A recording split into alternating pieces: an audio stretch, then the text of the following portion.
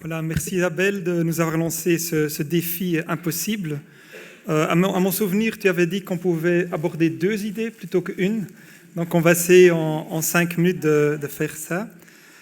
Une première idée qui me semble très interpellante est évidemment par la thématique démocratie, culture et engagement, et aussi par la personne de San Suu Kyi, c'est qu'elle nous appelle à modifier le rapport entre théorie et pratique.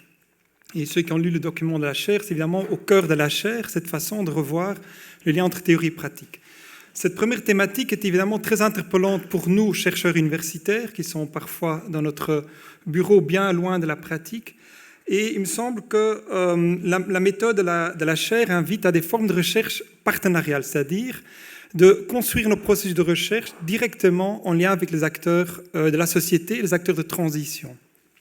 Et dans cette mesure, les thématiques de non-violence qui seront abordées par la chaire, les thématiques des nouvelles constitutions, thématiques juridiques, le seront d'emblée avec les acteurs sociaux qui sont engagés dans ce processus d'innovation sociale et processus juridique. Dans mon domaine, j'ai un exemple juste pour illustrer qu'il s'agit bien de recherche fondamentale si on parle de rapport théorie-pratique. Il ne s'agit pas de devenir des consultants ou d'étendre la recherche appliquée vers la thématique de la démocratie. Tout au contraire, la volonté de la chaire, c'est bien de lancer un projet de recherche fondamentale sur les processus démocratiques. Alors, comment s'y prendre en lien avec les acteurs sociaux? Une brève illustration de mon domaine, c'est un partenariat entre l'Université de Tokyo et un quartier de la ville de Tokyo, où en fait, ils ont construit un partenariat pendant 4 ans sur la transition dans le domaine de la mobilité et du vieillissement. Et bien sûr, on peut répondre à cette question à partir de nos bureaux d'études, à partir de la recherche universitaire. Mais là, ils ont fait le pari d'aller dans les quartiers, d'initier les étudiants à un travail de dialogue, de négociation de leurs questions de recherche avec les acteurs, et en particulier aux personnes âgées. Évidemment, les urbanistes, quand ils rentrent dans leur bureau de recherche, ils sont un peu transformés après cette rencontre avec des personnes dans leur loft au sein d'un quartier de Tokyo. C'est un projet qui a amené des innovations technologiques, des innovations en recherche sociale, mais aussi des innovations pédagogiques. C'est-à-dire le type de compétences dont les chercheurs, les étudiants ont besoin pour faire la recherche partenariale est différent que simplement le travail classique. C'est-à-dire ils doivent par exemple apprendre à négocier leurs questions de recherche, à la vendre, si vous voulez, les acteurs sociaux, mais puis en prendre en compte les défis du contexte. Donc voilà une première idée de force de la chaire qui me semble vraiment porteur pour le futur de nos universités. Une deuxième idée liée à cette thématique entre théorie et pratique me semble le rapport à la co-construction avec les acteurs et en particulier le regard critique que porte l'université dans ces co-constructions.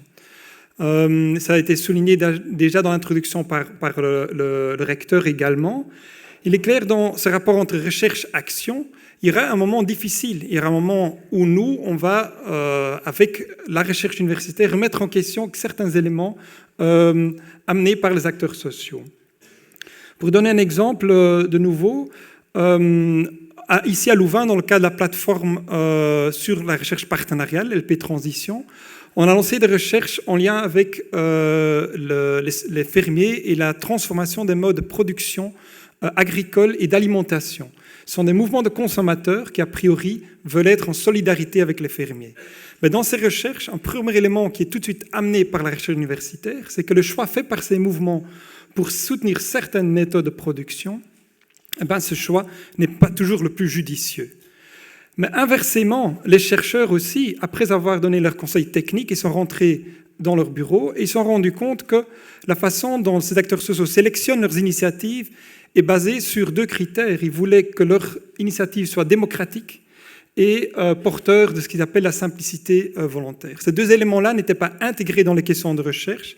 Et avec cet accent sur la démocratisation, les chercheurs qui ont plutôt un travail technique sont aussi amenés à sélectionner autrement les conseils qu'ils vont donner et les dialogues qu'ils construisent avec les acteurs sociaux. Voilà 2 thématiques qui m'interpellent, qui m'inspirent et qui sont au cœur de la chaire. Je donne de nouveau la parole à Isabelle pour...